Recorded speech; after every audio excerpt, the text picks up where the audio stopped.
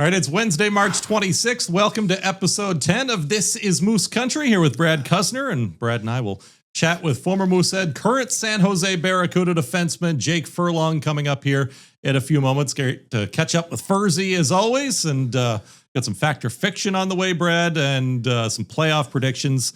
I think first we got to start with Mooseheads versus Drummondville Voltigeur. The playoffs are arriving here this week. Big matchup for the Moose. Tough one.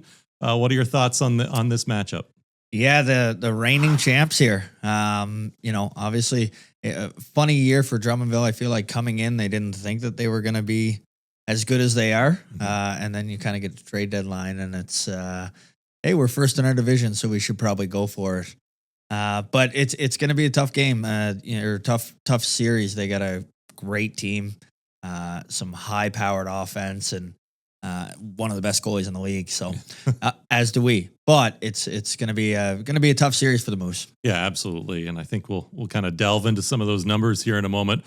Want to kind of chat about how it all came together. It came down to the final day. Of course, didn't know where the Moose would finish, and Drummondville actually had a part in that as well because the Mooseheads come back. Great goal by Liam Kilfoyle to force overtime against Charlottetown on Saturday afternoon. Came close in OT as well to gaining that extra point. Sean Carrier had a couple of glorious opportunities.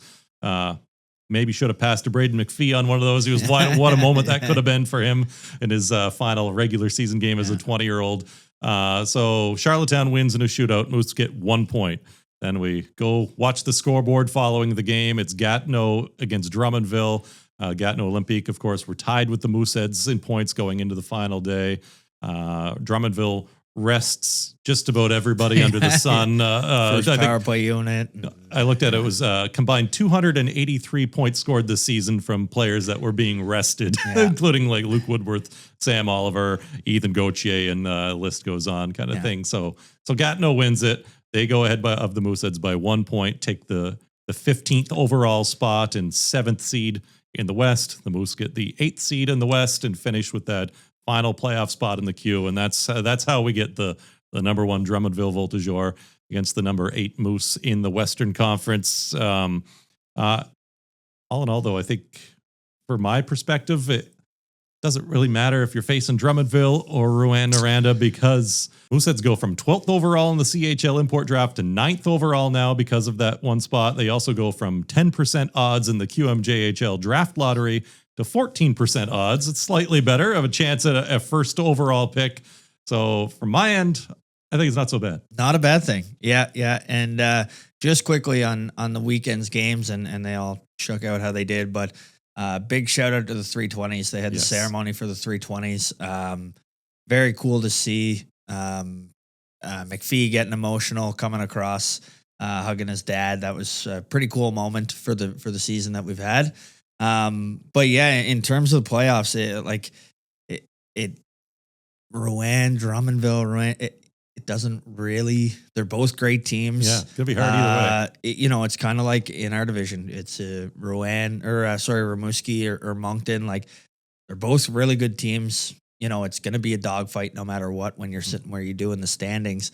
And, you look at Coach Lord, I'm sure, he wants to win as many games as possible. But if you're looking to the future, you're looking at, hey, if we're generating, more wins over your career, having a top 3 pick, having a higher Euro pick, it's going to add up. We're going to have a better team. It's going to expedite that rebuild that we said at the start of the year.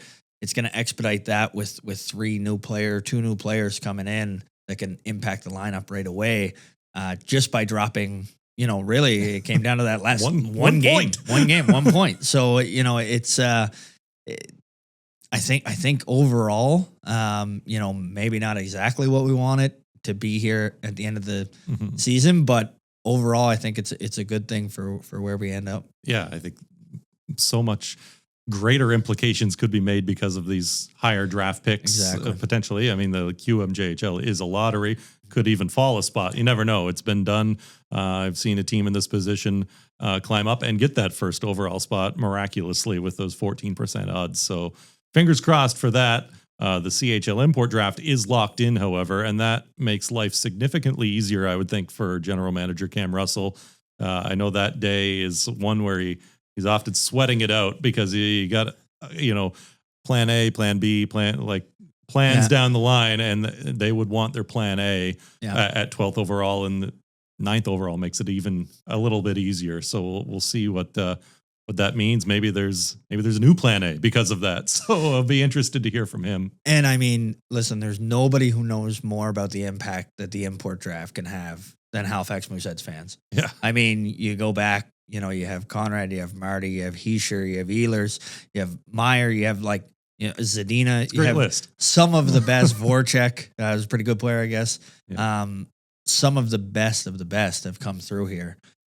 So, the impact that even 9th to 12th spot makes is a big increase. So, having those guys, having the high end Euros it just makes such a difference. Yeah. And you got to think, looking at our goal scoring this year, among the lowest in the league, 155 goals. It's been a while since we've seen that number of goals, that few amount for the Moose. You got to think a high end Euro is going to be a high end forward. It's going to play some major top 6 minutes here for the Moose and bring some goal scoring prowess along with him as well. So fingers crossed on that. Yeah, like we said, we've been able to get it before in the past. So hopefully, you bring in another sharpshooter, you bring in another Marty Ferk that can score 2 or 3 goals a game. Wouldn't be bad. Interesting. While we're on that topic, you pointed out the tweet from Jason Greger, Edmonton writer, that says it looks like the CHL might be looking at bringing in a new rule for 3 imports. So it'll be add a 3rd round to the draft, perhaps, and mentioned that the league was probably voting on it. The WHL seems to be in agreement already. First I've heard of it. Haven't heard it tossed around the office at all, from league meetings at all. But what are your thoughts on 3 imports? I know a lot of people will say, well, it takes away a spot from a Canadian player, which is fair. I think there's a reason, and we've talked about it 100 times. There's a reason there's 2 imports and 3 20s is because they have such an impact on your team. So adding that extra Euro, it's only going to enhance the product. You're only going to bring in better players from Europe and higher end guys from Europe that maybe didn't have a spot, but yes, you're losing a spot from a guy from Canada, but there's just so much talent over there. It's only going to enhance our game. Yeah. Really. It'd be like adding an extra 20. You got guys, you look around the league, you look around Junior A or the BCHL, wherever it is, and there's 20s that, you look at Auger in Quebec, for example, was sent down, was going to play the year in Amherst, went and was a point per game in Quebec. Yeah. So a very valuable player, very good for Quebec. And, it's only going to make the league better, which we're seeing with the U.S. stuff as well. So I think all in all, if you can bring in another Euro, it's only going to help. Yeah, I'd be all for it too. I mean, it helps hockey-wise. It helps entertainment-wise for those of us who are watching the game, right? It makes it a little more exciting if there's a chance that you can bring in somebody. I think work out pretty well for Halifax too, because we are an attractive market and makes the Mooseheads better. We're in on it, right? And fans seem to gravitate towards the Euros. Like, I don't know what it is. Like, over the years, not just on the ice, but off the ice, it seems like, at the end of the season, you would know better than any. At the end of the season, all the fans are like, oh, I love this guy. I love this guy. And it always seems to be the Euros because they're normally a little bit of a character. Like to have fun with the game and obviously big impacts on the ice as well. I think about those players too, that like Nico Hischier, who were one and done. Not a lot of times players here for a year, you don't remember them as well, but I mean, people remember him. No kidding. People, but just remember like his Mooseheads tenure and how much he really endured himself to the fans as well. So endeared himself, I should say. And, I think a 3rd Euro would be great. So third Euro, we'll see how it goes. Maybe a 3rd 20 or a 4th 20. We don't get a vote on it, but 3rd Euro would be great. That's what we say. Yeah. Anyway, so on with this series. Mooseheads versus Drummondville kicks off Friday night. It is a David versus Goliath, so to speak. They had 40 wins, 86 points this year, compared to 19 wins for the Mooseheads and 48 points. But I will say the 2 games played this season came about a week apart in mid to late January. Played them tough. Both losses for the Moose, but held a lead in both games at one point. Halifax fell 4-3 in that first one. First ever game as a Moosehead for Jacob Steinman. Had 41 saves. He was a star in that game. And then about a week later, they fall 4-2 after holding a 2-1 lead in Drummondville. And another good game for Steinman there, 40-plus saves. So it can be done. I think that shows the key factor is going to be Steinman, and it's going to be low scoring. Yeah, it has to be a tight series for us to win. You look at our past, you look at all season. That's where we've had troubles is scoring. They don't really have that issue. They score in bunches, but one thing I'll say about Drummondville is I remember when we played here, they have one thing that's scary is they have that veteran demeanor. They were down in the game, but it was like there was no panic. We know that we're still in this. We know that we can turn this around. They just continued to kind of continued to push and play the exact same game and came back and won the game against us when we were here. So having that, we've been to the championship before. We've won. We've been to the Memorial Cup. Gives that sense of, we've done it before. We know how to win. Which is a little scary in the sense because we are such a young team. So giving up opportunities, giving up chances, things like that is something that we really have to mitigate. And like you said, Steinman has to be the guy, which he has been. Yep. But he has to be the guy because we can't give up too much. And when we do, we need him. Yeah. Well, no pressure on the Moose in this series, though, whatsoever. It's anything's gravy, I would think. Yeah. And I know I actually got a text yesterday from Luke Woodworth from the Voltage Shore. Okay. I mean, look, ticket question. I'm not a ticket guy, but Luke was saying he might have about 75 people here from Bridgewater cheering him on. So we'll lose a little bit of our home ice advantage there. Yeah, they'll be sitting in the top row of the upper bowl. They're not allowed in the lower bowl.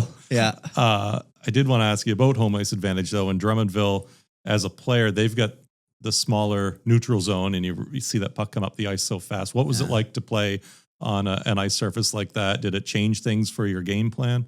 I didn't have much skill, so I enjoyed that. It was much easier to chip and chase. You could go get it very easy, but it definitely changes. I think it's going to help in our sense because we do play such a tight game, normally have such a tight neutral zone in our systems anyways. So you look at a team like Chicoutimi who play on the Olympic ice and where we kind of suck to the middle and play the middle and take away the middle. Having the big ice like that, you tend to jump and take risks that you don't need to take. Yeah. So being on that smaller ice I don't think it hurts us.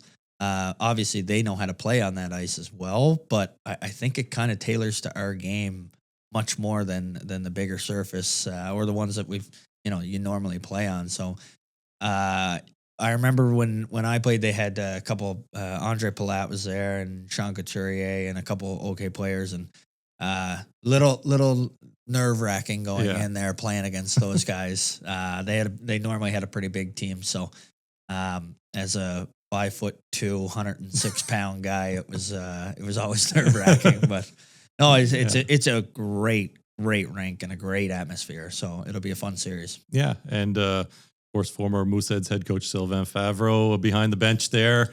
You kind of touched on it. Kind of surprising that they're in this position as the top seed. They were looked at as possibly one of those clubs that after winning it all last year, winning the Quebec League title, and maybe Ethan Gauthier would be one of those prime 19-year-olds on the market at the deadline, but they found themselves high in the standings come Christmas, and there's no choice but to go for it again. And so good on them. It's not often you see a team after winning the title come back in this league and really have a shot at it again. Yeah, like you said, I think everybody coming into this year is like, okay, Gauthier's the guy. Rimouski's going to go get him. Moncton's going to go get him. And then you kind of saw, okay, now we have to shift focus because they're first in the league. And all of a sudden, this Catafort was already off the board in the summertime, was gone, yeah. So, and the only World Junior guys, so all of a sudden, this guy's gone, and they got a lot of other good players as well. But, it's interesting, not a bad position to be in. You got a chance to go for it a couple years in a row. You know, you can take the other side and say, what would they have gotten for Gauthier? I'm sure they would have, been good for the next 10 years because he's that valuable to a team. But they're in a great spot. They're a tough team. Yeah. Sam Oliver, the only 50 goal scorer in the league this season, kind of a Cy Young guy, I think 78 points total. Yeah. So it was a lot of goals, not as many assists, but there are a lot of points to go around in that club as well. Like, again, Ethan Gauthier and Luke Woodworth get some great defensemen as well. Baudry, who was out with, I believe, with an injury, but we'll see if he's back. Speaking of defenseman injury, Eddie Doyle still on the shelf for the Moose. We saw him obviously on the ice with a hand in a cast, so cat's out of the bag there. It's not an overnight injury. He's not day to day. It's more week to week right now for him after getting hit in the hand with the puck, I believe. And Lincoln Waugh coming in, doing a pretty formidable job. I think I like watching Lincoln play. He's got great foot speed and usually is a pretty responsible guy on the ice as well. Yeah, Lincoln kind of plays the old school style, right? He's you're not going to notice him very much, which I think is a good thing. Yes. He's going to play, shut guys down, play hard, down low. He's going to take away time and space. You're probably not going to see him run a power play. Yeah. But he plays his role. He plays it well. He works hard. He makes guys, work for their ice. So, and he's a great kid. So, you can't ask for anything more out of him. Yeah. And he did have the best old school hip check of the season this year. Yeah. When he toppled over Marcus Vidicek in front of the Mooseheads net. So that was one to remember for Lincoln as well. And happy for him that he's getting the opportunity. Should we move on to the rest of the league? Look at the matchups around the league here. And stands out number one, the top team in the league, number one Moncton Wildcats against the number 8 Quebec Remparts. So Moncton comes in as hot as they've been all year, 15 straight wins. They've got 53 overall. That's very impressive considering we went down 4 games this year from 68 to 64. It's a pretty impeccable season, 53 wins for the Moncton Wildcats and hitting their stride at the right time. Yeah, like you said, 15-0 is pretty crazy going in.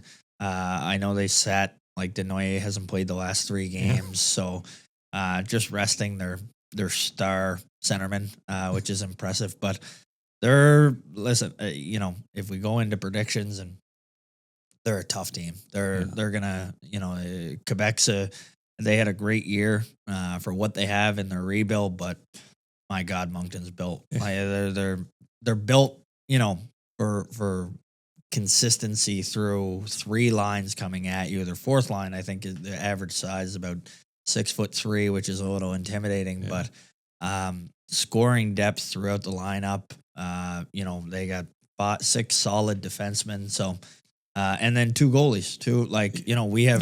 We gave up Russo, who's, one of the best goalies in the country. And then their so-called backup, Guimond, I don't know if he lost. He hasn't lost a game. So, so good problem to have. Good problem to have. But when you're going into a team that's lost 9 times all season, you're in tough. So consensus is Moncton Wildcats here. I think Moncton should win that first round. Yeah, nothing against Quebec, but I think Moncton should.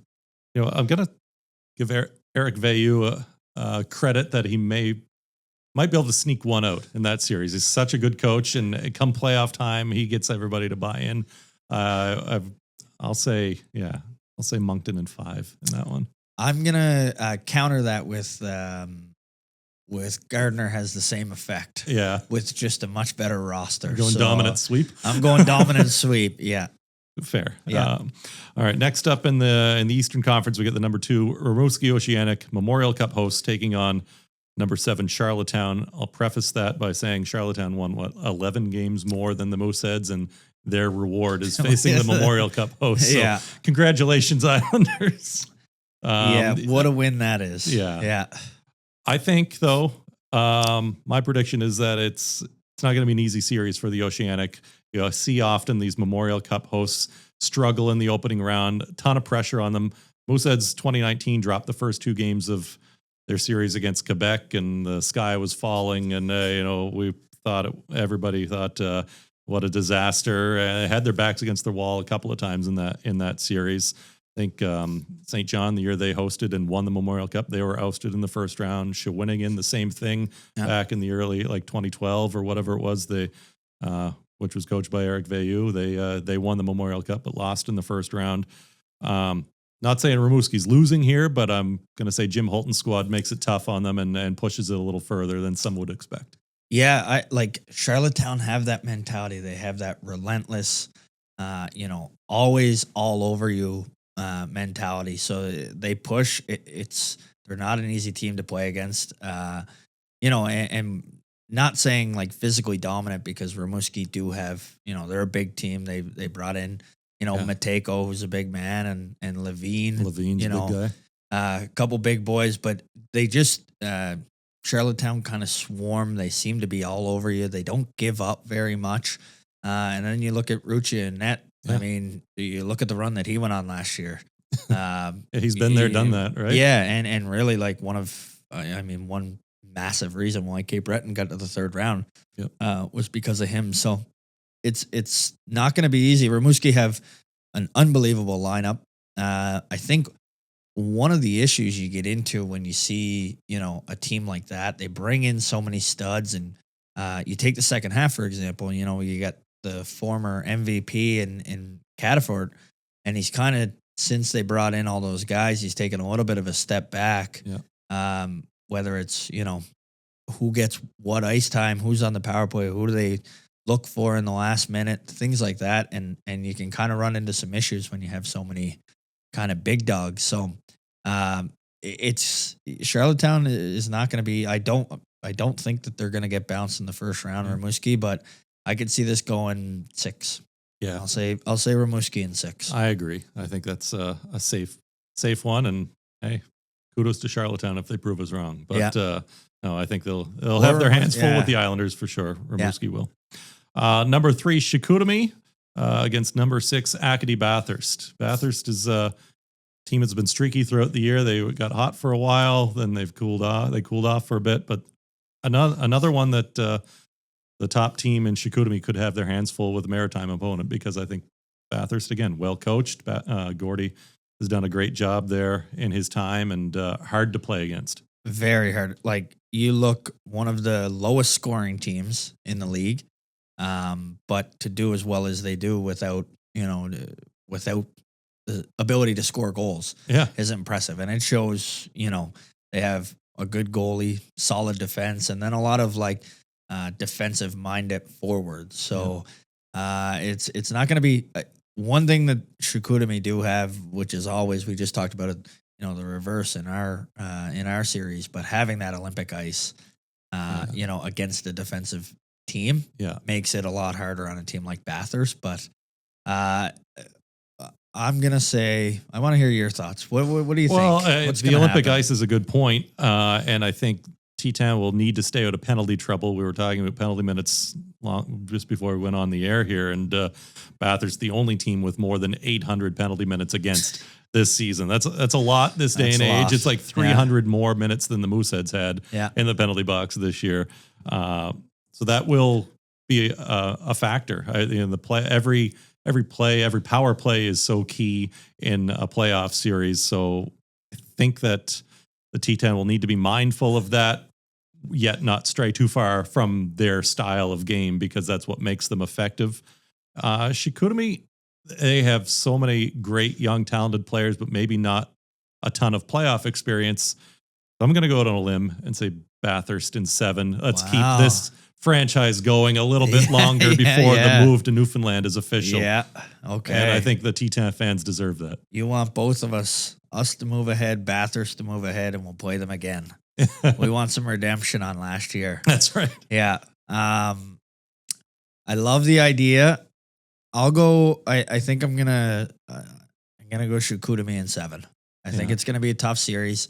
I do think more games on that Olympic size ice will help them, especially against a defensive team. I'll go Chicoutimi in 7. All right. Well, hopefully that is as good of a series as we expect it to be. And another one that I think is going to be maybe the best series is number 4 Baie-Comeau against number 5 Cape Breton. And right now going into this, although Cape Breton does not have home ice, I think it's advantage Eagles right now. Justin Poirier, just incredible goal scorer. He is out about 6 weeks, I think, with an injury. So he's clearly, done for a couple of rounds here. And that's a major piece that they're missing, as well as Alexis Bernier, big-time defenseman. His season is done in Bathurst, and he was one of those towers on defense that they have that makes the playing in that building so intimidating. That's a massive loss, those two players. So I think with Cape Breton coming in, they've kind of got that mind advantage as well because of that loss. And I'll take the Eagles in this one. They're hungry after going deep last year. Bit inconsistent throughout this season. I thought they'd be, better than they turned out to be, but I think that they've got the firepower up front with that top line and the combined loss that the Drakkar have. I think I'll go Eagles in 6. Okay, I think with Bakemo too, we were just talking about it. The second best power play, 27%. Now you take away their biggest threat on the power play. Poirier's, he's a funny guy to watch because, he's a guy that it looks like sometimes he's not trying, and then all of a sudden he has 2 goals. Yeah, a wicked shot from the top, from the blue line, and just beats a goalie straight up. So a massive, massive loss. But what? I guess I'll ask, what do you remember? Did you get to watch much of the series last year? I did. Like as soon as our games were done or whatever, I would flip over and watch some, and it was entertaining hockey. One like old school style hockey. So it's gonna be a fun one to watch. I think I'm gonna go with you on that one. I think the resurgence of Cournoyer coming in for Cape Breton, having the second half that he's had, stopping the puck. I think that's massive. Yeah. You think they go with him over Malota? I think so. Just the second half. I think Malota is a good goalie, but I think, you got to ride with who's hot, which, I guess we could go back to Moncton. Who do you go with when you have, somebody who's proven? I think Malota's had some good games and good stretches, but Cournoyer came in. He's hot, one of the best in the league. Less of a sample size to pick from, but why not ride him kind of thing. So I can't see this going any less than 7. But also, and most fans might hate this, I played for Cape Breton. Hey, you're from Cape Breton. I'm from Cape Breton. I have to go with Cape Breton. So I'll say Cape Breton in 7. Yeah, that's fair. And, I could certainly see that being an entertaining 7-game series. That could, we could all be watching that one for sure. Get the Pims up. Yeah. Well, moving over to the West, of course, we've got our series, number 1 Drummondville against the number 8 Mooseheads. I'll save our prediction of that one till Fact or Fiction coming up here, because you and I will kind of discuss that.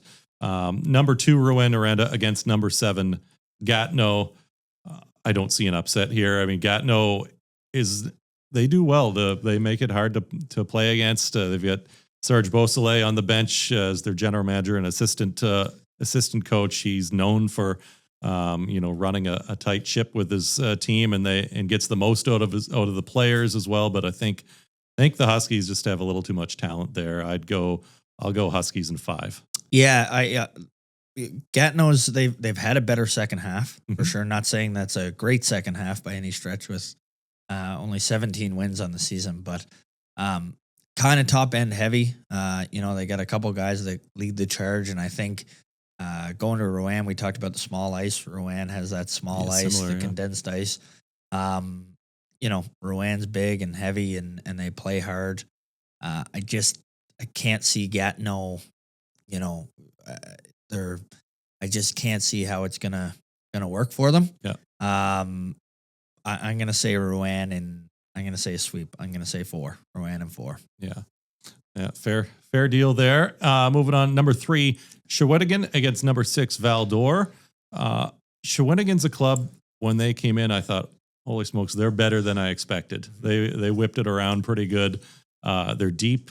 Got a guy like Reese Peitsch, who former Moosehead that we're very familiar with, who's almost buried in the lineup because they've got So many great players up front. Vince Ellie was a great pickup from St. John a year or so ago that has played a key role for them. They had kind of had a plethora of goalies at one point. So much so that Hamel was dealt off to Blainville at the deadline. I think Shawinigan's got a great chance at going deep in these playoffs, and I'm gonna say the Cataracts in 5 as well.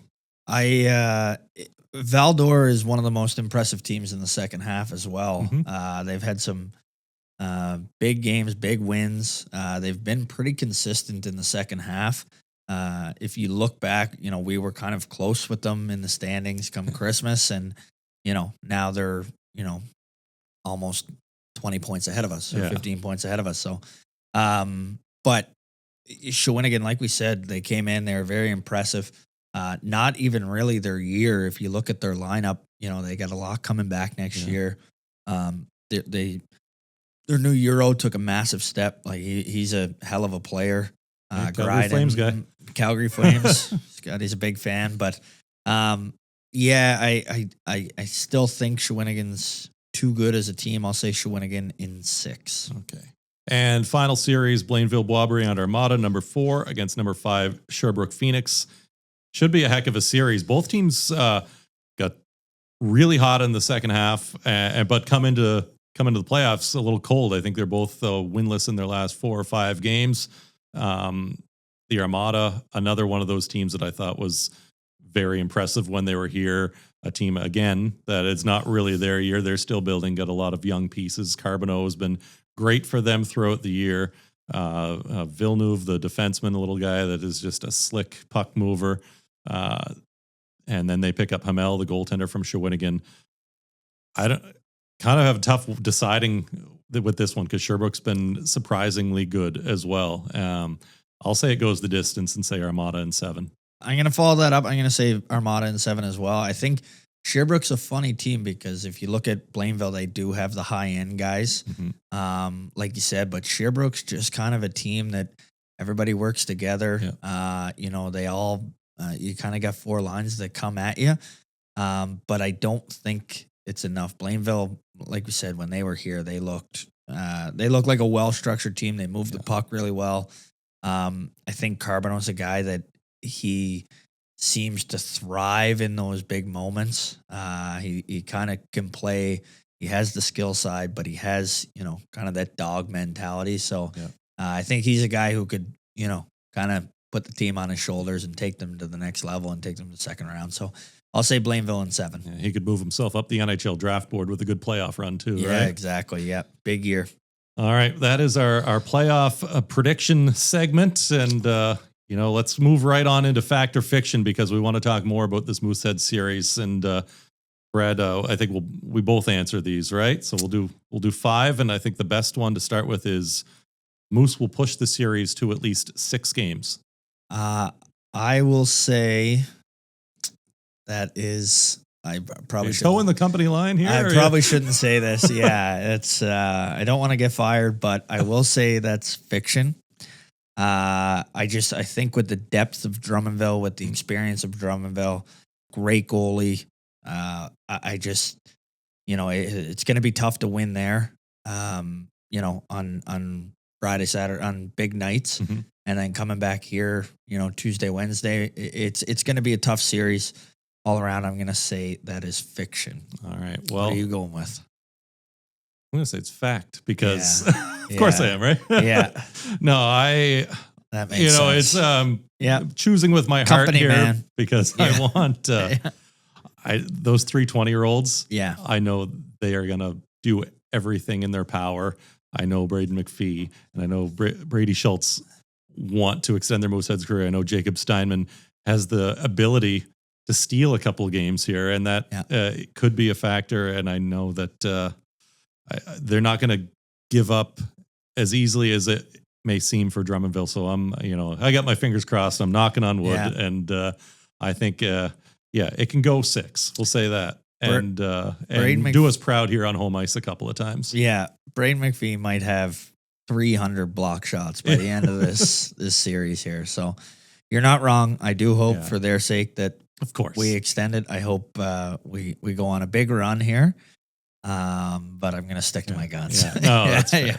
It's fair. Interested to see how Andrew Lord handles his first playoff run as well. And I think that's somebody we'll talk to down the line here, maybe once the season is wrapped up, and get his overall thoughts on how the year went, his impressions of the league, and how everything was handled. So be interested to hear from him a little bit more once this season is over.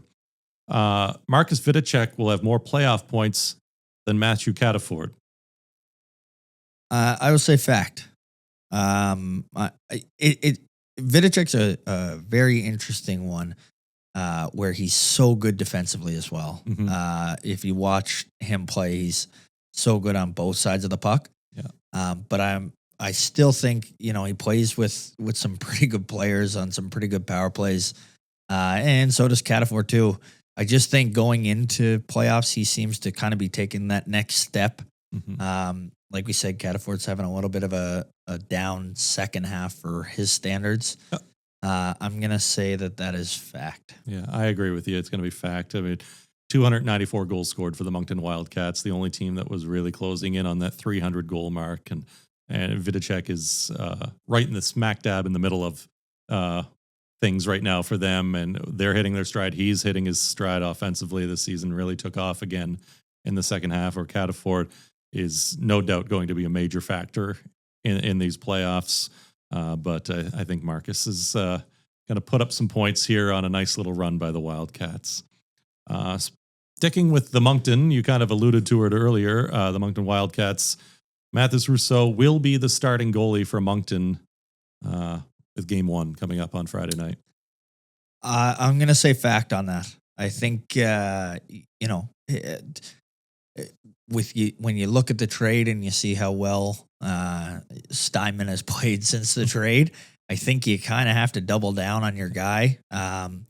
Rousseau's been in some big situations. He's, been the guy, although not the result they wanted with Team Canada, but he's been that guy. We've talked about it 3 million times on the podcast here about the series in Sherbrooke and how he just took over and that run in general. I think they have to go to him, but it's going to be a polarizing topic in Moncton right now. Yeah, you got a great 1B there. Yeah. If he doesn't, but I'm going to say fact. I'm going to say fiction. I think that they're going to really, and I want Rousseau to get the start. Trust me. No, I think that's okay. You think that Rousseau's bad, and we'll go with that. I think that they're probably still debating it right now, and talked about going with a hot hand. How can you go with a guy without a guy, or not to go to the guy that hasn't lost? Yeah. And I just feel like he's got the confidence. I think you go Guimond. So yeah, it's listen, I mean, Gardner McDougall's a guy, the coach of Moncton. He does anything he can to win. So he doesn't care who's who and where you've played and what you've done in the past. He's what have you done for me lately? He's a what have you done for me lately? And being unbeaten in the season, he would probably be impressed with that, I think. So you're probably not wrong. I'm still going to go with Rousseau. Yeah, well, I'd love to be a mouse in the corner to hear the discussions going on in the front office this week in Moncton. There will be more than one first round upset. Judging by my predictions, I said that there would be one. So I don't like to go against myself, but I'm gonna say a fact. I'm gonna say I'm gonna be wrong on some, and I've been wrong millions of times before, and I will be again. But I'm gonna say that there will be. I don't know who. Mm-hmm. I think I'm pretty confident in some of the answers of the predictions as to who's gonna beat who. But I do think there will be more than one. Yeah, I'll go fact as well. I thought the Titan would. They're not major upsets, mind you. These are middle of the pack teams facing each other. Yeah. Cape Breton and Bathurst are my picks, and they would be technically upsets. So yeah, I'll go fact with that as well. I guess you look back and you kind of look at, Rimouski will never lose and Moncton will never lose, and you look back. I mean, you look back at last year. We were in that same position. We'll get past the first round, then we'll deal with Moncton in the second round. Yeah. It happens. Couple upsets. Yeah. And like you said, how many times has a team hosting the Memorial Cup ended up losing in the first round? Yeah. It's a lot on the mind. And then practicing for, 50 days until they got to go play at the top level. So It's very, very, very well possible to happen. Mooseheads hosted in 99, 2000, right? They not only lost in the first round, fired their head coach. So Yeah. and you could see, and that happened in St. John as well. Yeah, Gardner coming seems to be the in norm. place of Gordy Dwyer after that first round upset. So you never know. Never know.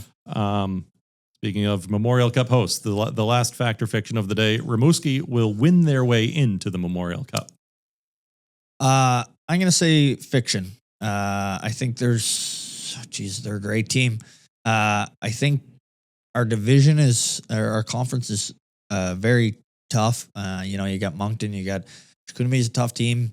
Bakemo, Cape Breton, even Bathurst, a great team. So I think it'll be too tough, and then you're going to meet Drummondville, Shawinigan. Are the top end teams that are going in, I think, are too high powered.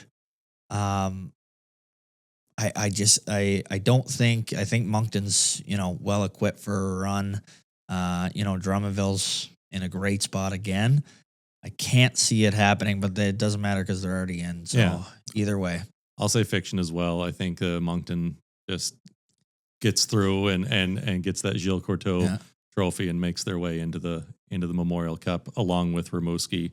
I mean, it could be both teams either way, similar to the Halifax Rouen series from a few years back. But I think Moncton takes the league title and gets into the Memorial Cup.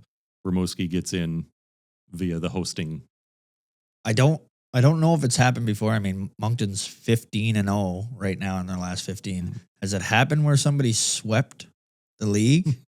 I know. Halifax was awfully close. 16-1. Yeah, and that was smart. I think the guys planned it so that they got to win at home instead of winning it in Bathurst. That's right. Bakemo. That's the only reason they did it.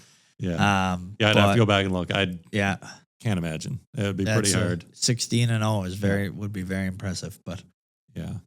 Well, those are our fact or fiction, our playoff predictions, and I think with that, it's time to toss it over to Jake Furlong. All right, today we are joined by one of the most talented defensemen to ever wear a Halifax Mooseheads uniform. Big draft pick of the herd, later a 5th-round draft pick of the San Jose Sharks, and he's joining us from San Jose now. It's Jake Furlong, a homegrown talent. Great to have you, Jake. Great to be here. Thanks for having me. Tell us what life's been like playing for the San Jose Barracuda, your first professional season in the American Hockey League. Yeah, it's been great. I knew I came into this year just wanting to kind of get my feet wet in pro hockey and learn the ins and out, how to, play against bigger, faster, stronger, men for that case. And it's been good. I mean, there's been learning curves, but, overall, I think I'm handling it really well and I'm enjoying where it's headed. How's the transition going from the snowstorms to the sandals down there? I mean, it's great. Just looking outside right now, I think I got it a bit better today. I think we're going to play a nice little round of golf after. So it's been nice wearing shorts to the rink every day. Just kind of gets you in a good mood to start the day. It's good. Yeah, how's the team doing? Where are you in the standings? When do playoffs start?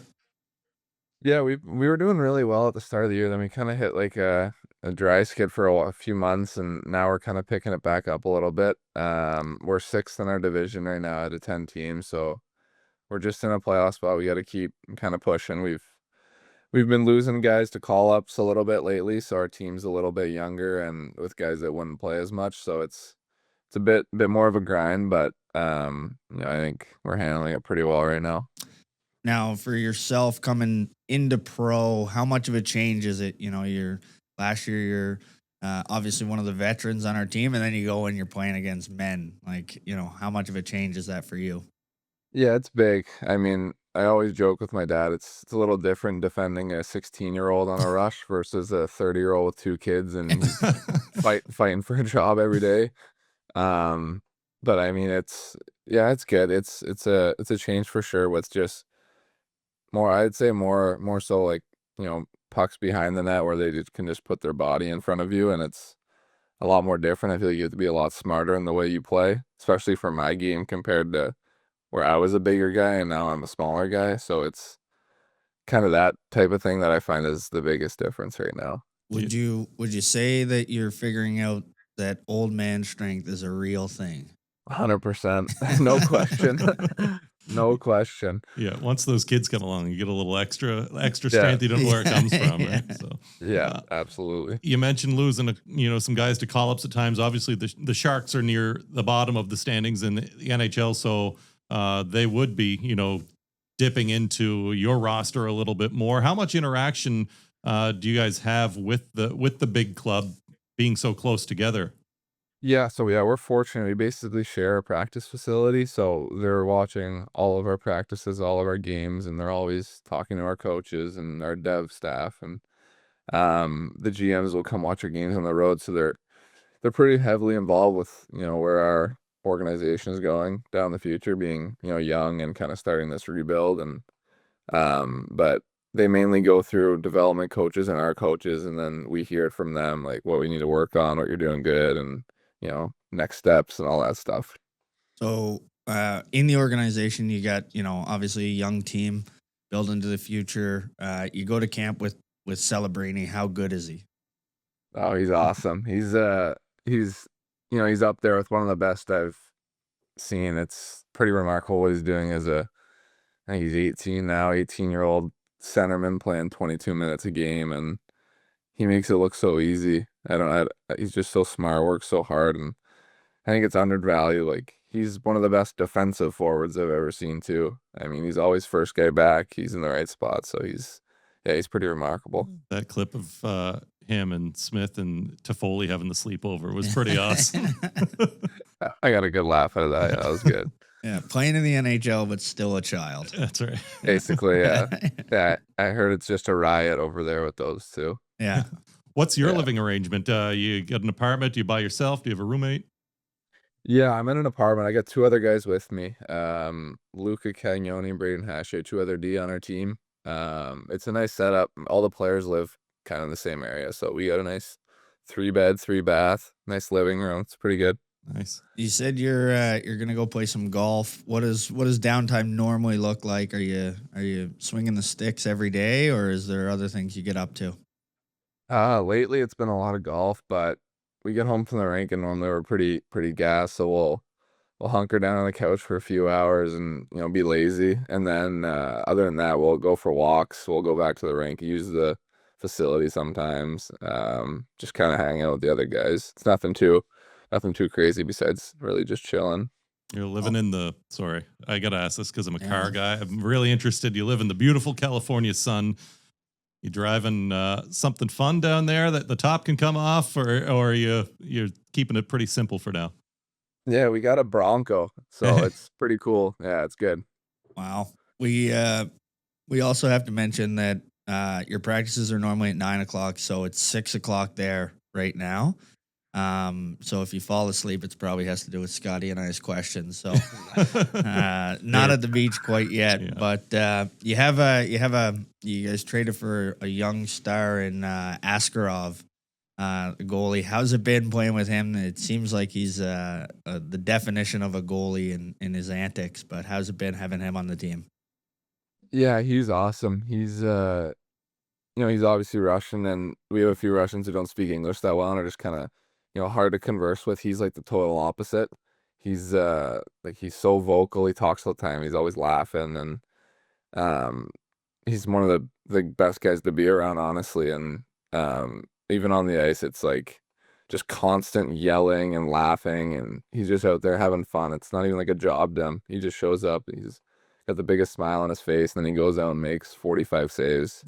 And hockey-wise, he's the best goalie I've ever seen, not even close. And he's like a third defenseman. Every time the puck's dumped in, I don't even need to skate back. I can just change, and he'll get it out somehow and make a better play than everyone else would. So it's, it's pretty crazy what he does back there. Well, he'll be sticking with the big club here very soon, right? As soon as he'll be there forever. He's gonna be good, man. Yeah. And cross paths with anybody else from your time in the Q so far in your AHL season? We play San Diego a lot, where Tristan Leno, Tyson Hines, Noah Warren, Nathan Gaucher from Quebec was there. So they have a good amount of Quebec guys. A few teams I have a few guys that are a bit older than me, no really young guys, but San Diego, I see them a lot. Do you have a bond with those guys, or do you go at them just as hard as you did when you were here? Yeah, I go at them just as hard. That's the plan.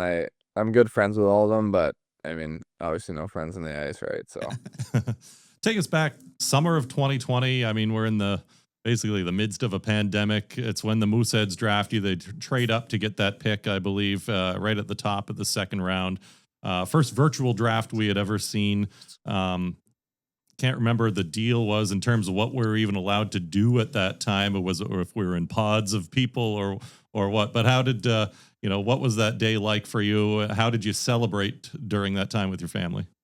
yeah, it was awesome. I mean, like you said, it was a weird time. I didn't really know what was going on, especially I didn't know where I was gonna be the following year. I didn't know what my plans were, and but when the second day started and Halifax took me, I think I told my parents instantly. I was like, "I'm going. I can't. I'm going. I'm gonna go try it." And my dad was like, "Slow down. We gotta think." I was like, "No, I'm going."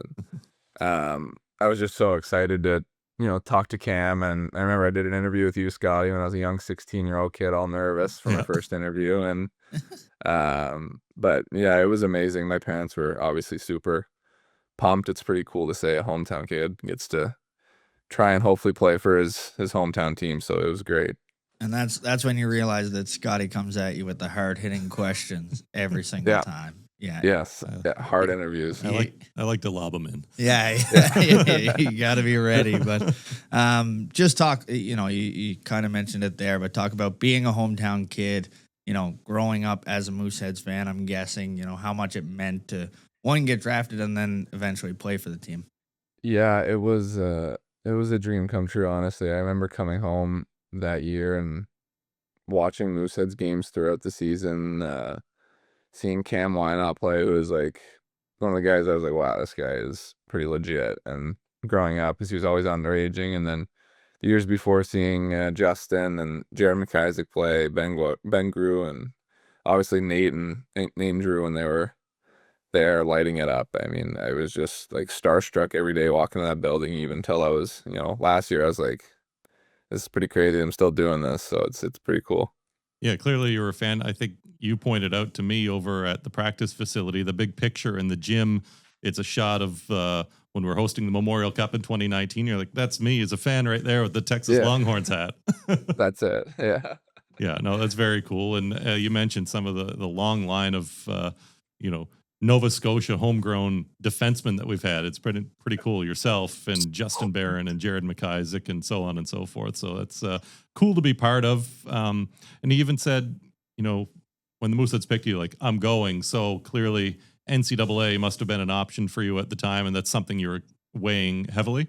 Yeah. With going to prep school, that was kind of my plan, just to expose myself to that side of things. Just because I've seen all the guys do it before me, and I didn't know if I was, going to need to take more time as a player, maybe just do more education. I didn't know really what the plan was. I just kind of wanted to get a feel of both sides. I thought I had a bit of one with the Quebec League just by hearing things and watching games. I kind of knew what it was going to be, but I had no idea about the NCAA. So I went over there and I just tried to learn about it. And, even up until the draft, I still didn't know what I wanted to do. But then within a week or maybe even less after that, I was like, okay, I think this is what's going to be best for me, to be in Halifax, stay at home and play a lot of games and be on the ice a lot and just try and develop. So now you hear the news this year, the NCAA and the Canadian Hockey League, and now you can go down after your career. And, how much easier would it have been as a player, and how meaningful is it for players that get to play in the Quebec League or the Western or the Ontario League? I think it's awesome. I mean, say, a 16-year-old comes in and he's a highly touted guy. He gets a taste of what I'd say is closer to pro hockey in terms of schedule in your first, 2-3 years. And then you can maybe go in your third or fourth year, go play against 25, 26-year-old men. And, you're expected to make that jump. You kind of get a taste of playing both sides of it. Like, you get a schedule and then you get playing against bigger bodies and older guys. And I think it's pretty ideal for development now. I mean, I wish it was a thing when we were younger, so we'd have that decision too. But I mean, obviously it's a little late. But I'm super pumped that, the kids are going to be able to do that now. Yeah, it's nice to take that weight off the shoulders of 15-year-olds and their parents to have to make a hard decision either way, right? Exactly. Yeah, it makes it a lot easier. The kids can just go play and worry about it in the long run. Born in Labrador City, Newfoundland, but grew up in Upper Tantallon. You're one of those Halifax Gulls guys. Tell us the Newfoundland connection with your family. Yeah, so basically everyone is from Newfoundland. My both my parents are. My aunt and uncle on both sides are, and my grandparents still live there today, both sides. So yeah, we got roots there, and it runs pretty deep. So I think my sister's my only one that's from outside of it. What are your thoughts on Newfoundland getting a team back in the queue? I think it's great. I think it'll be pretty cool. I can assume their fans will be pretty rowdy, all the yelling. So I'm excited to hear about that. That'll be pretty interesting. And you mentioned your sister. She's a pretty good hockey player too. She's in is it Concordia? She's Yeah. and yeah. So how neat is it for you growing up? You got a sister who does the same thing as you. I'm guessing her aspirations is the PWHL. Yes, yeah, they are. Yeah. It's How much different is that for her to now have a goal to kind of have a professional league like you do? it's great. I think she would kind of say this too, that she didn't really understand or like know why, and they haven't had this and know what the end goal was. But now with that and it being more accessible and more pro leagues for girls are coming up, and I think it only furthered her drive for it. I think she's already pretty driven and knows what she wants, but I mean it definitely helped. Yeah. And she was part of that Nova Scotia Canada Games team a couple of years back, and got to be part of a pretty cool puck drop moment with you at Scotiabank Center in front of a big crowd. How cool was that moment for you and your family? Yeah, that was awesome. I didn't get to see my parents' reaction or anything, but I assume they were pretty like happy, upset. They were crying, so I'm happy I didn't see that because that would have made me pretty emotional. But it was good. It was really special. I don't think too many people get to say that their sister did a puck drop for them at a QMJHL game in their hometown. So I think it's pretty cool. Yeah. Very cool. Scotty mentioned earlier you played with a dominant team in the Gulls coming up. You got guys that played in the league: Jacob Gooby, Leighton Crothers, Jacob Newcomb. What did it mean coming through? Did you guys know you were as dominant as you were? Like, were you like, we're all gonna go on to have great careers? We all wanted to. I don't know if we all knew we were gonna do it. Yeah, we had a couple good teams there for a couple good years. But that was some of the most fun hockey I've ever had in my life. With those guys coming to the rink every day, even when we were that young, we had no idea what was in store for us. So it was a lot of fun to just show up and play and win every game by 5, which was the best part. And then it's on to Mount St. Charles, which is in Rhode Island. How do you decide on a school? Is there recruiting involved with that? What made that decision come to fruition? Yeah, so that year, around the Ice Jam time, a bunch of the prep schools started coming down east and watching our games, and I always had in the back of my mind I was trying to do that next year, so I'd always take in an interview or take in a tour or something like that, and I did a few of them, and I landed on Mount. For one, my parents loved the education. It was an education first spot, which was big for me and my family at the time, and then hockey wise, we had access to the ice 24 hours a day whenever we wanted. So that was a big grab for me. We played 60 games and a lot of high end teams. And if not for the COVID shutdown, we would have had 20 more. And their staff just really resonated with me well. They were all great people. So it was a good decision. Yeah, I don't know if I've met a player on the Mooseheads that would skate as much as you would skate every day if you could, right? Yeah, I love it, man. I can't get enough of it. I'm still the same way. It's the best. Now you leave the Mount, you come to Halifax.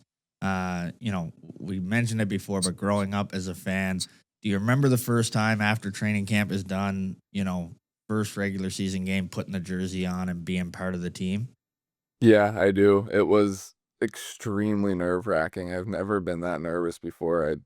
We were playing Cape Breton at home for our first game, the home opener, and I was losing it. I don't think Justin was playing with us that first game. He might have been at camp or been hurt or something, but he was kind of a guy I leaned on for that type of stuff at the start, and he wasn't there, so I was like, okay, just got to go into this right now. But no, it was good. I mean, it was crazy seeing my parents in the stands at the Scotiabank Center. It was pretty surreal. Speaking of Justin, is there a better skater that you've played with over your time? No, not even close. I think Bobby Orr was fast a couple years there for us, but Justin's like fluidity was different. It was crazy. Yeah, so smooth. And was that bond built just when you got to Halifax, or did you know him before? Was he kind of a mentor coming in? No, I knew nothing about him really. I mean, right from camp, he came over and introduced himself. We got to talk a little bit. I always knew like of him just because of who he was. It was his draft year, my first year, and or like that weird year where he got drafted in like October or something. Yeah, it was so weird. But anyways, no, I didn't know anything about him. He worked at the same gym as me, but he was always in the older guys group, him and Morgan, and you know, he kind of took me under my wing for the time he was there before he got hurt in World Juniors and all that stuff. He was my ride home, so he was really good to me, and we still skate and work out together to this day. So it's good to always joke about it. another guy that was taken in that fall NHL draft by the Philadelphia Flyers, Elliot Denoyer. What type of leader was he on the team that you played with?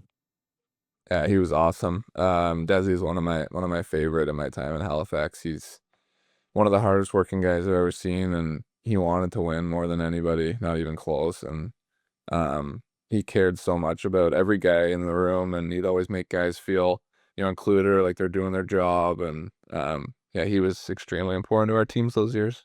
He came in with a couple guys, Vidicek, who's you know, a leader in Moncton, just got the captaincy, and Dume, you know, coming in with those two guys, did you know that they were going to have the careers that they have, especially Dume and, you know, the 7 million points that he put up? But did you see that from day one at camp? I think, yeah, from the first time I saw them, I think everybody in the building kind of knew like these two are pretty legit, and they'll go on to be pretty solid for us for the next, you know, 4 or 5 years. And you know, with Doomer, I even tell him this now. I don't know. I was like, little guy, yeah, he can shoot, but he had a weird stride. I don't know how fast he is. And then, like the second year, I was like, all right, I'm gonna take all that back, and that's wrong, all of it. Yeah, But it was remarkable what they did. Yeah, he was amazing. What a draft class though. Mathis Rousseau comes out of the 4th round in that one as well. So you must have been pretty proud to be part of that group. Yeah, I think the scouts did pretty well in that year. I think there was Braymack was in that group too. Alex Carr, who's pretty stud, and but yeah, it was a great group, and it was good to kind of grow up with them. Was Braymack the leader that he is, or was he? He's not very quiet, so I can't see him coming in and being a quiet kid. Was could you tell that he'd be a leader for the team at some point? Yeah, he was. He was, you know, an extremely big leader last year too. Even the year before, as a guy who, you know, he didn't play the minutes he's playing now. I'm sure he'd tell you that, but he was so positive, and he worked his ass off every day, and he was extremely impactful in our lineup. He was, you know, our most physical forward that year that we were good, and that's saying a lot with a few of the guys we had. And but he was great. Yeah. How closely do you still follow the Mooseheads now that you're, you know, the other side of the continent? I did a lot at the start of the year, when our schedule's a little lighter. Right now I haven't been seeing as much, but Quinn, who's one of my best buds, is on the team, so I always get the inside from him and ask how it's going. I always try and watch the highlights quickly to see if he scored any, but yeah, I try and catch up a little bit. Yeah, we have all kinds of players from that area now with Phil, of course, and added Callum O'Coin at Christmas. So yeah, it's a big representation from the Hammonds Plains Upper Tantallon area. Yeah, they're doing something right over there, right? Do you so you skate with Quinn? Do you talk to him during the trade deadline? Were you any part of getting him to Halifax, or was that on Cam? That's all Cam. Yeah, I had no part in that. I was hoping for it. I wanted it for him. I knew he was obviously looking for a change at Rimouski, and I think this kid is gonna be pretty good someday. So yeah, I'm happy it worked out in Halifax. Go back to your time a little bit and maybe talk about some of your Mooseheads memories. I mean, everybody always seems to say that Sherbrooke series stands out as something that was incredible to be a part of. Yeah, for sure. That's my number one for sure in Halifax. It was the closest I felt with the team and the most fun I've had at the same time. Yeah, it was awesome. I still sometimes go back and watch a couple of those games on my iPad and just relive it. It was so much fun. Yeah, there were chills for sure. Like that was, it was just so fun to be witness to that, and I can only imagine what it's like to be a player, to be a part of it. And you talked about Askarov and being the best goalie, but Russo just took over in that series, and just how meaningful was he to the team and the dressing room and the Mooseheads? Yeah, I think if you go back and look at the shots of those playoff games towards the end, you can tell why we were good. It's pretty simple. He was remarkable. I've never seen a goalie stand on his head that many games in a row and not like seem like it mattered at all. He'd come off the ice and get undressed, and then he'd be joking around like nothing just happened. Like Roos, he just made 40 saves, had an assist, and you were unbelievable. And but he was possessed those two playoff series especially. It was ridiculous. Yeah. And even before that, we had you beat Moncton. We often call it the Zach LaRue series because he was instrumental in that victory. A part of everybody had a big part of it, but he was very front and center in that one against his old team. What was it like to play with a player like that? What did he mean to the team in that playoff run? Yeah, he was our heartbeat. I think a lot of guys would say that. When he was going, our whole team was going because he's gonna go out there, he's gonna finish every hit, but he's also gonna get a hat trick. So he's a special talent, and we were glad he was on our side because I would have been so annoyed to play against him for a playoff series. But yeah, he was unbelievable on the power play, penalty kill, everything. He was really good. And I got to be the bearer of bad news because Scotty doesn't want to take it. But you come into the Quebec series, just talk about how tough of a loss it was. You have such an amazing run to get so far and not come up with the big trophy. How tough was that on the team? Yeah, that sucked, man. To be blunt, it was horrible. That we thought we had it. We were right there, and then obviously, game 6 just like we had it, and then it just got away from us and turnovers and all that things. But thinking about it's just tough. I think we thought we had it. That's all that really Yeah. comes to mind. It just sucks. Yeah.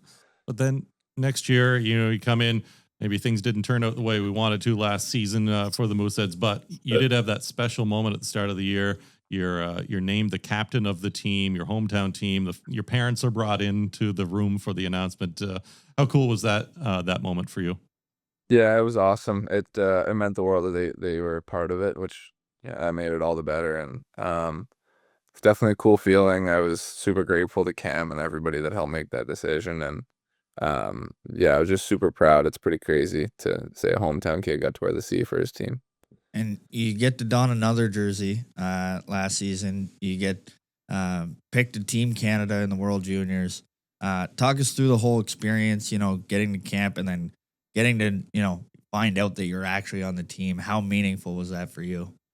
Yeah, that it was awesome. But camp wise, yeah, we got a call that we were going to camp, and then we flew to Ontario at the start of December. Got right on the ice when we got there and did like a little inter squad, and then the next 2 days we played against that U Sports team, and Macklin was actually there, so I was looking around. Not that I felt like I didn't belong, but I was like, wow, there's some pretty legit players here. There's first rounders, second rounders. There's guys that have played in the NHL here this year, and I'm a little starstruck. But yeah, the 2 games against the U Sports teams went well, and I know what my game is, and I knew my role. If we were to make the team, they kind of told me that going in, and but yeah, it was awesome. And then after the second game, I've never been more nervous and anxious sitting in my hotel room with me and Doomer were roommates. So I'm glad they did it like that. So I had somebody else there to sweat it out with. And we just sat there for 2 hours, probably pacing around the room, laying on the bed, getting back up 2 seconds later, pacing again. And then we eventually got the knock on our door, and it was Joe Bouchard who coached Sherbrooke that year. And he just kind of said, Jordan, Jake, congratulations, you made the team, handed us a hoodie, and we just shook his hand, and Yeah, I FaceTime my parents right away. It was crazy, and they were obviously pretty emotional and super happy. And then they announced the team that night, and yeah, then we were on the way to Sweden. Thank goodness you both made it, because it would have been kind of Yeah, awkward for yeah. the other guy, Yeah, right? sorry, Jordan, but Jake, we're proud of you. Yeah. But yeah, unfortunate loss 3-2 to the Czechs in the quarterfinals, but that was a great game to watch. You score an unbelievable goal, a game-tying goal in the second period to make it 2-2. What was that thrill like to get a goal for Team Canada and the World Juniors, the biggest stage? Yeah, I don't even remember anything about it, to be honest with you. I've only remember from seeing it on video. I blacked out completely. I remember the game that we needed to score. I think Matthew Wood scored early that period to make it 2-1, and then we kind of felt like they sat back a little bit, like, oh, okay, we got him. And then we eventually, yeah, I got lucky and somehow scored. I don't know, but it was crazy just seeing the celebration after, just on video. I don't remember it, so it was awesome though. It felt pretty cool. Is the World Junior, you talked about the level you're at when you're there, seeing the first rounders, seeing the Celebrinis. Do you notice the step up, or do you notice the step when you come back to the Mooseheads and it's like, oh, I just played against the best players in the world and now I'm back in junior? What a difference in speed. Yeah, it was different for sure. We played on Olympic ice too, so a lot of those guys that had speed and skill had a lot of time to use it. And whereas coming back to the queue, it's a little more scrambly, obviously the smaller ice and younger kids, and it's different. But yeah, just going there playing against all the countries, they each had probably 10 first rounders, so like they were pretty good hockey players. And with that much time and space, you definitely notice a difference going up. Yeah. Mentioned the goal from the World Juniors. You do have one this year as well with San Jose Barracuda. I wanted to get your thoughts and tell us the story of it. Where did it happen? Who was it against? And what do you take from those memories? Well, as you guys probably know, I'm not a big goal scorer, so you're gonna laugh at this, but it was an empty netter against Coachella Valley, which is Seattle's A team.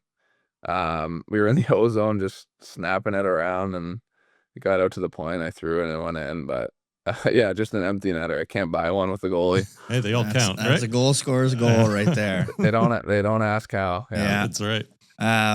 Now you talked about skating in the summer. You talked about Quinn and Owen, but you got the big call up last summer to skate with the big boys: Sidney Crosby, Nate McKinnon, Brad Marchand, Drake Batherson. Probably one of the most legendary skates in the NHL. How cool is it to be with those guys? What do you learn from those guys? Yeah, it's pretty remarkable. I mean, these guys are like otherworldly. Even like there's guys like Logan Shaw, who's been a lifetime AHL. He's got a handful of NHL games, but he's been the A most of his career, and it's still like, wow, this guy is pretty legit. But it's cool. I mean, playing 2-on-1 rushes against those guys are quite a treat. I'll say that. I've been made look silly a few times, but it's all good, and I learn a lot every single skate, how intense they are and how hard they work is probably the biggest thing. No matter which guy's out there, everyone works their absolute hardest, so it's pretty good.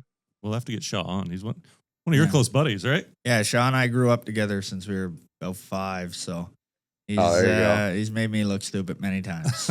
Oh yeah, he's pretty good. We played him a couple times in Toronto this year, and he was their best player. Yeah, he's pretty dominant, but no, he's a great player. But he always talks about, coming into that skate, you got to be at your top, and if anybody messes around, they're kind of getting the axe from it. So it is a pretty proud moment. I mean, I know getting drafted to the NHL and playing in the queue and all that is very proud, but getting to skate with Sid every day is pretty cool too. Yeah, it's awesome. I'll never take it for granted though.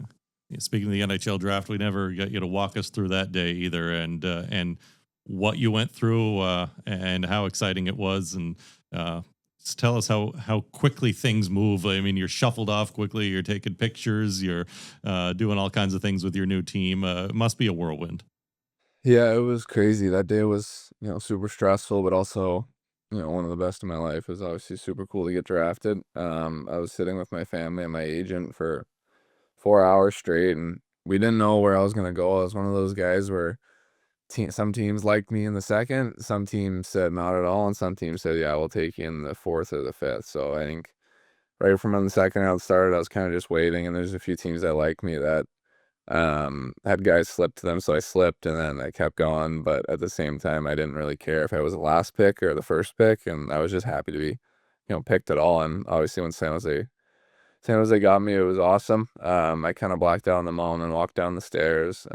Obviously, you shake everyone's hand, and yeah, like you said, you're carted off pretty quickly down below the stage. A bunch of media, and then pictures that take a pretty long time to do for hockey cards and upper deck and all that stuff. But then after that, it was just time with the family, and then off to dev camp.